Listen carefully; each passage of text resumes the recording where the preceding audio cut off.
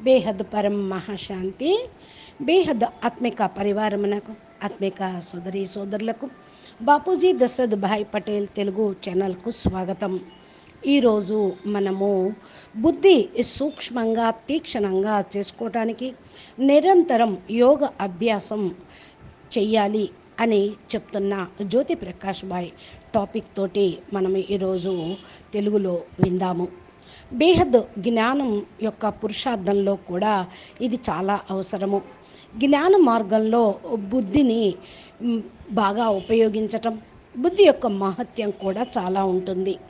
జ్ఞాన యోగాల అభ్యాసం చేయకుండా బుద్ధి తీక్షణం అనేది కానే కాదు. బుద్ధి సూక్ష్మాతి సూక్ష్మంగా కావాలి అంటే హద్దులో సాంసారిక ప్రపంచంలో ఉంటూ హద్దు జ్ఞానమైనా సరే అది కూడా అభ్యాసం చేయాల్సిందే. చూడండి, సైంటిస్టులు కూడా అభ్యాసంతో వారి యొక్క కార్యక్రమాన్ని స్పీడ్గా చేసుకోగలుగుతూ ఉంటారు. ఏదన్నా స్పోర్ట్స్ మ్యాన్ అయినా సరే రోజు వాళ్ళు ఆటాడుతూ ఉండాలి, అభ్యాసం చేస్తూనే ఉండాలి. దీని గురించి గీతలో కృష్ణ పరమాత్మ చాలా చక్కటి ఒక ఉపాయం కూడా చెప్పాడు. ఒక సన్నివేశము అర్జునుడిని కూడా నువ్వు స్థిత ప్రజ్ఞుడు కమ్మని చెప్పారు. అంటే బుద్ధిని ఎప్పుడూ పరమాత్మలో పైన స్థిరంగా ఉంచండి.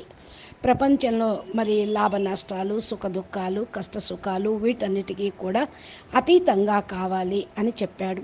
ఈ ప్రపంచమంతా అసత్యమైనది కాబట్టి ఇక్కడ ఉంటూ కూడా సత్య అన్వేషణ చేస్తూ ఉండాలి అని చెప్పుకొచ్చారు.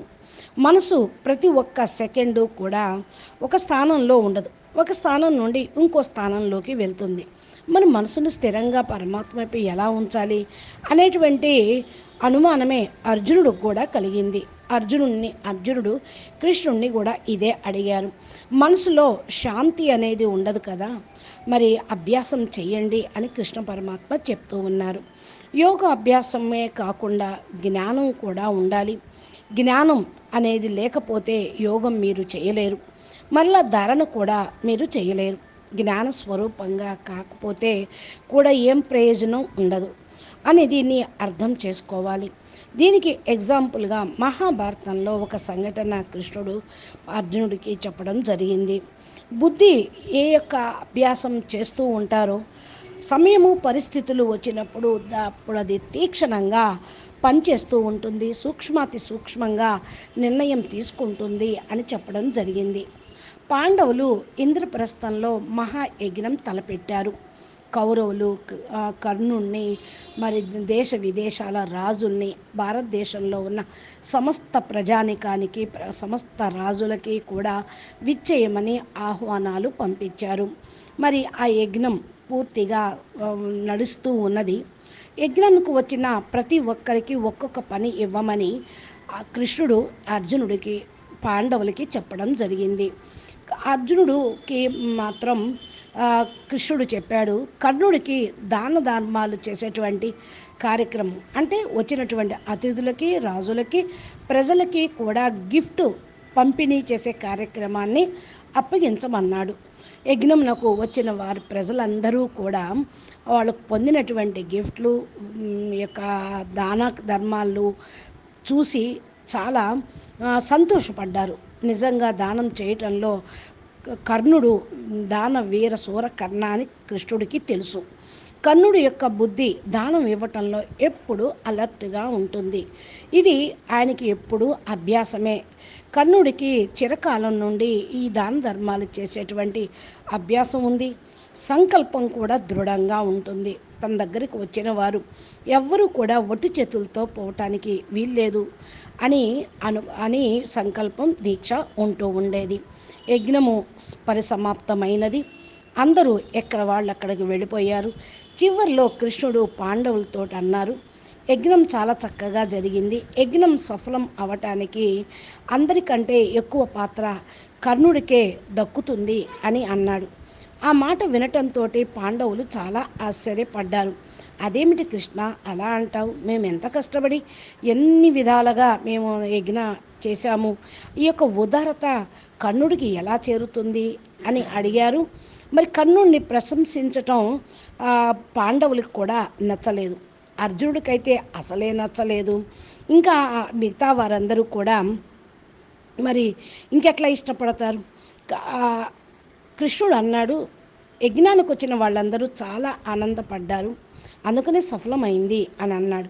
ఆ మాటకు అర్జునుడికి కూడా ఆశ్చర్యం పడటం జరిగింది, మంచిగాను అనిపించలేదు. అప్పుడు కృష్ణుడు కర్ణుడిని ప్రశంసించటం సహించలేకపోయాడు అని అర్థం చేసుకున్నాడు కృష్ణుడు. అర్జునుడికి కొంచెం ఈర్ష కలిగింది అని, లేదా ఆయన యొక్క మహిమ వినటం వీళ్ళకి ఇష్టం లేదు అని అనుకున్నాడు. సరే, సమయం కోసం కృష్ణుడు వేచి ఉన్నాడు. పొగడటం ఇష్టం లేక వాళ్ళందరూ ఊరుకున్నారు. కృష్ణుడు అంటే ఎవరు? పరంపిత పరమాత్మని యొక్క అవతారం. ఇది అందరికీ తెలిసిందే.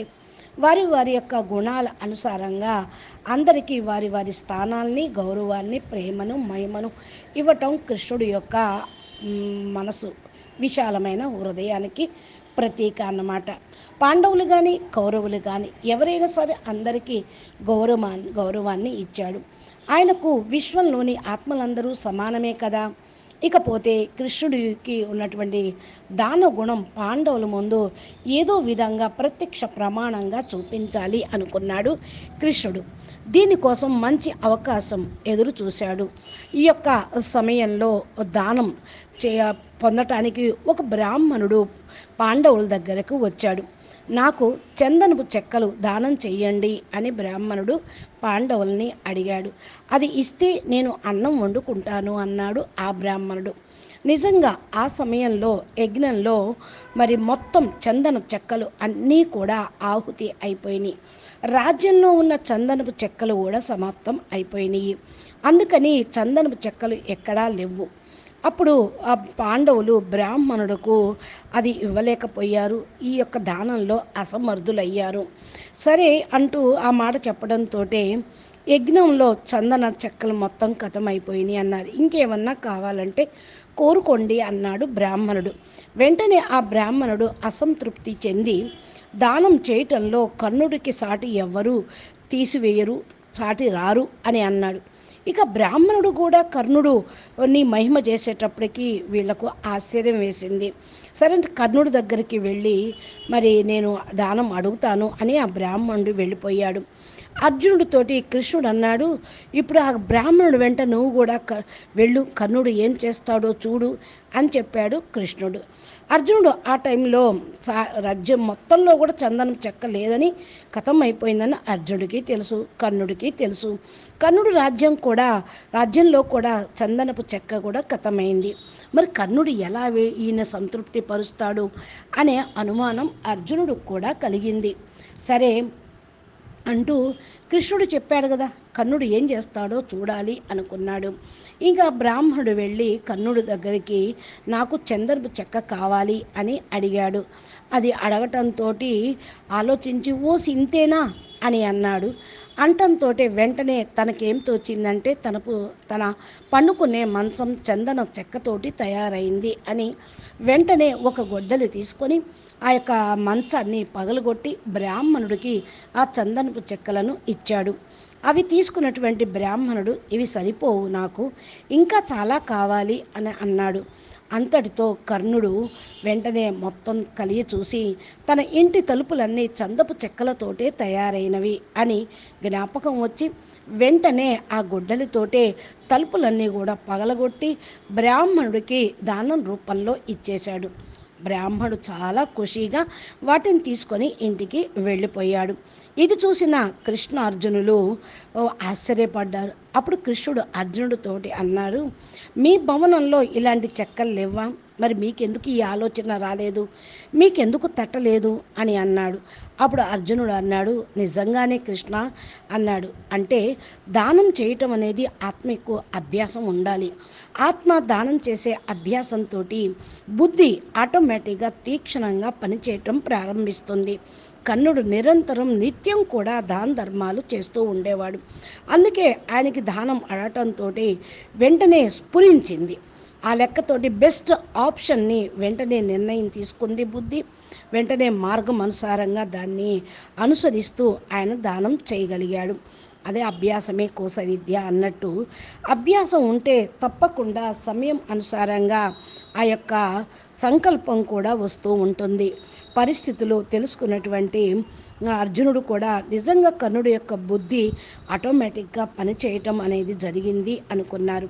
అదేవిధంగా ఎవరైనా సరే ఆ ఆత్మలు పురుషార్థం చేయగా చేయగా సంకల్పం బుద్ధిలోను మనసులోను పని చేయటం అనేది జరుగుతూ ఉంది. బుద్ధి మార్గము చూపిస్తుంది.